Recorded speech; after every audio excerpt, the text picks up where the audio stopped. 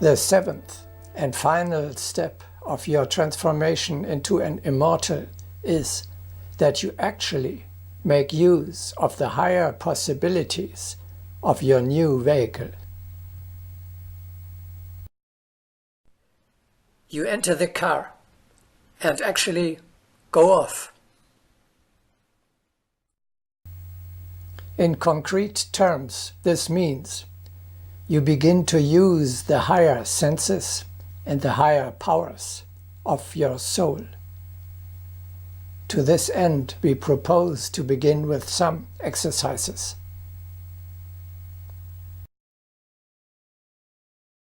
First, watch yourself, namely your transient material personality, as if it were a stranger, with the eyes of your eternal individuality. What do you see? What does your physical self think? What does it feel? What does it wish to do? Is it offended, hurt, depressed, irritated, joyful, tired, aggressive, or confident? Thereby, you start to bring to life that part of your being which is different from your body. Your soul is actually active when it regards the body and the conditions in which it lives from above, indifferently, calmly, from a superior point of view. Thus, you set in function the eyes of your soul. You begin to watch not with your physical eyes, but with your inner senses.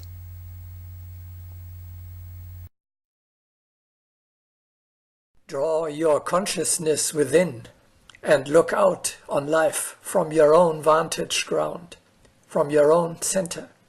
See with the eyes of the soul.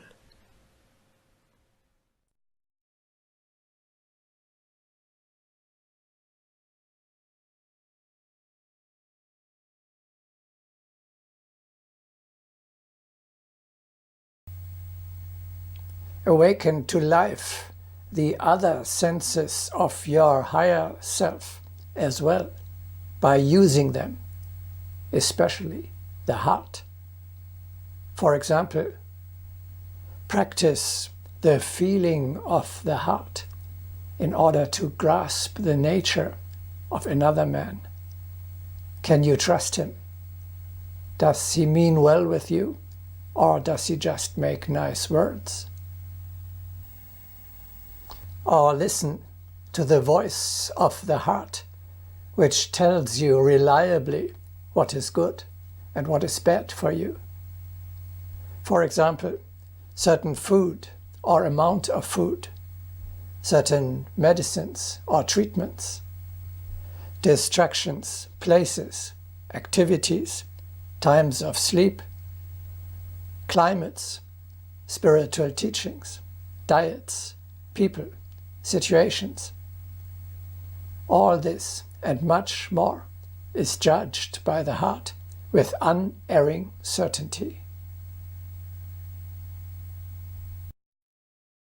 Remember Saint-Exupéry, one sees clearly only with the heart. What is essential is invisible to the eye. Consult your heart in every situation. Instead of listen to the voice of the soul, we can also say, listen to the heart. The spiritual, the divine within us expresses itself via the heart. The heart is the most important organ of your eternal individuality. If you are not sure how you should behave, if you do not know what your higher self wants you to do, question the pure feeling of your heart.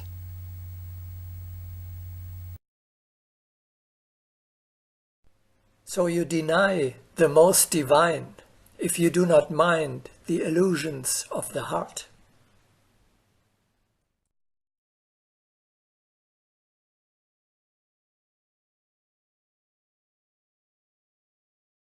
Begin to control your body from above, as the rider steers his donkey. Let the body carry out the will of the spirit, just as the donkey follows the rider's will. Observe calmly, as if it were a stranger, what the body wants, where it strives. Then you decide what it gets and where it moves. For example, allocate to your body how much and what kind of food it gets. Use your spiritual muscles in order to enforce your higher self against the desire of the body. Thus, your soul begins to live, to act, and to grow.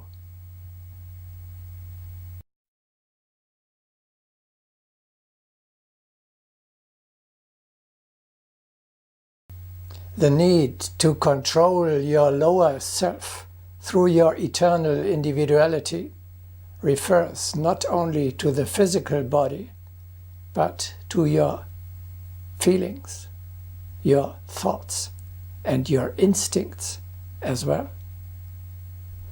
Theosophy offers the helpful notion that besides the physical body, there is a body of feelings, astral body, a body of thoughts, mental body, and a body of instincts. These bodies, too, you must bring under the control of your higher self. Just as you should not identify with your physical body, you should not identify with your thoughts, your feelings, or your instincts either. Your eternal individuality has to steer 4 perishable bodies, just like the charioteer his 4 horses. So learn to observe your thoughts, feelings, and instincts like those of a stranger from above, from the position of your true eternal self. Then, for example, your soul is affected by the anger that your body of feelings harbors, no more than by the anger that one of your neighbors feels.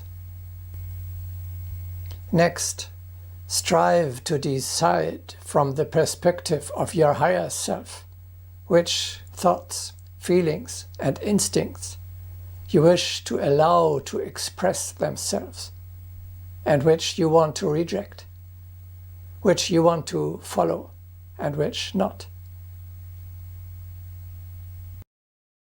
Not I, my eternal individuality, think or feel, my body of thoughts, or my body of feelings, parts of my perishable personality, thinks or feels.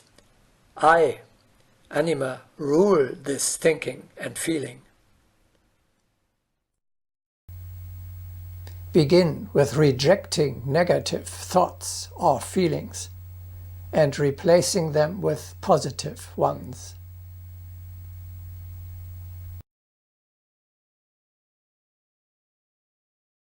Try to spend a few hours without negative thoughts.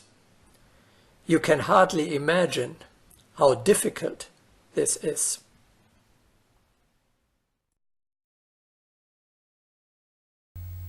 By establishing the rule of the spirit over your thoughts, feelings, and instincts, you are training the powers of your eternal individuality, which will grow and become ever greater and stronger by this exercise. This offers you a training program that can keep you busy for years. The remote goal is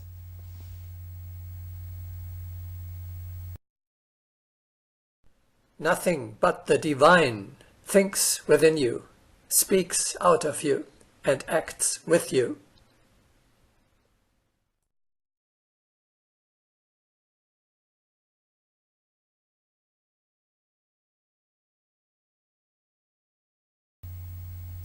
Let us consider a final practical aspect of your transformation into an immortal.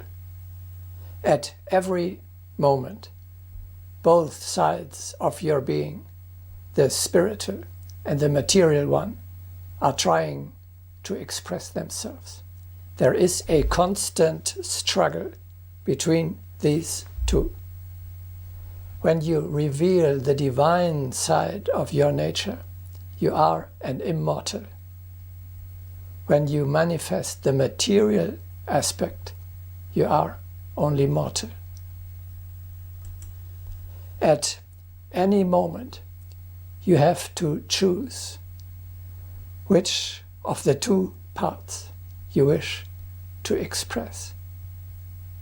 As history shows, we human beings, unfortunately, all too often allow the lower self to gain the upper hand. Become a spiritual warrior. Take up the fight with your baser instincts. Strive to enforce your eternal self at every moment, in all circumstances. Through this struggle with resisting forces, you strengthen the power of your soul.